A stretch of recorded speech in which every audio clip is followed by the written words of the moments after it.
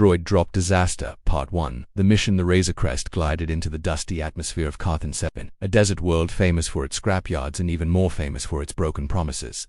Mando had accepted what seemed like the easiest job of the month: deliver a deactivated B-to-battle droid to the Galactic History Museum on Nabros Station. Easy pay, low risk, zero drama. We pick it up, we drop it off, he told Grogu, tightening a strap around the droid's dented chassis. No touching buttons. Grogu nodded solemnly, which, in Mandalorian experience, meant the exact opposite of compliance. The moment Mando turned away, Grogu poked one of the droid's power ports. A faint whir hummed from deep within the metal shell. He blinked. Uh-oh. By the time they reached orbit, the droid's eyes flickered to life, glowing a soft red. It sat up abruptly, scanning the cockpit. Unit online. Awaiting command from Commander Grogu. Mando froze mid-sentence. What did it just call you? Grogu cooed proudly, patting the droid's head. The droid straightened, saluting so hard it nearly dented its own forehead. Awaiting orders, Supreme Commander. Mando muttered something unprintable in Mando a Kid. Turn it off, but the droid was already downloading the Razor Crest's systems, announcing initiating protocol. Serve and protect the commander. Eliminating threats. The ship shuddered as the droid took manual control, activating every blaster turret at once. Outside, a cargo tower disintegrated in a spectacular explosion. Mando yanked a cable from its neck, but the thing was running on its own internal power cell. Commander Grogu, the droid said. Shall we commence planetary conquest? Grogu giggled, clapping his hands. Mando groaned. That's not a yes. Droid Drop Disaster, Part 2. Droid on the loose, they made an emergency landing in a scrapyard on Zirith Station.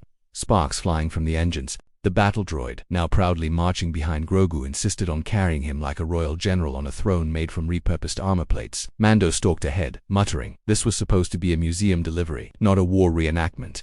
Every mechanic in the yard ducked for cover as the droid began shouting commands. All units prepare for inspection by Commander Grogu. It mistook cargo cranes for soldiers and tried to line them up in parade formation. Grogu, of course, loved every second. He waved regally, occasionally ordering the droid to spin or dance. Then the real chaos began.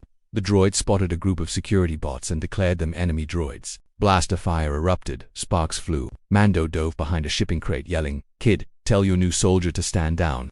Grogu waved a hand lazily, and the droid immediately froze.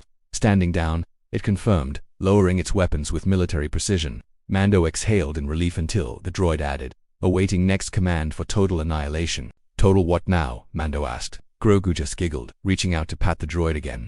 The moment his hand touched metal, every dormant machine in the yard powered up in salute. 100 glowing eyes turned toward them, awaiting orders.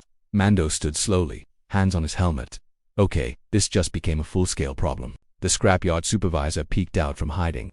Sir, your kid just activated half my inventory, Mando groaned. Yeah, I noticed. Grogu looked up at him sweetly, as the droid proudly proclaimed, mission accomplished. Droid Drop Disaster, Part 3, The Museum Mayhem. After 3 system resets, 2 EMP grenades, and 1 very stern talk with Grogu, Mando finally got the droid restrained and back on the ship. He was determined to finish the job. Straight to the museum, no detours, no nonsense. Grogu nodded again, hiding a grin. At the Nabros Galactic History Museum, the curator was waiting anxiously by the landing pad. You actually found one of these relics intact, she gasped. Oh, it'll be magnificent for the exhibit. Mando handed over the deactivated droid with visible relief. All yours. It's off, it's safe, and it definitely doesn't talk. As they turned to leave, the curator said, Oh, we plan to activate it for the visitors. Mando froze. Wait, what? Before he could protest, the curator pressed a switch on the remote panel. The droid's eyes lit up red again. It scanned the room, spotted Grogu and bellowed, Commander, enemy ambush detected. Panic erupted. The droid activated every museum exhibit, ancient training droids, security bots, even a mechanical ranker. Children screamed. Parents ran.